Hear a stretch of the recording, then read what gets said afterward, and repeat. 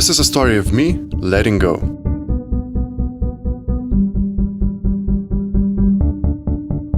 This is a story of me changing my life, understanding perspectives, getting inspired, laughing, working hard, falling and getting up.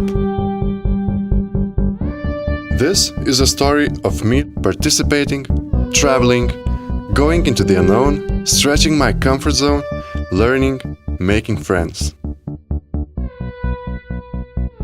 This is a story of me pausing my life and traveling to another country without any plan of what I'm going to do there.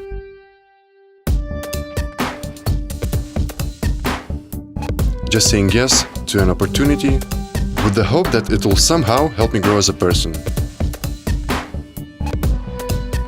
It might sound crazy, but only the crazy choices can have a big impact.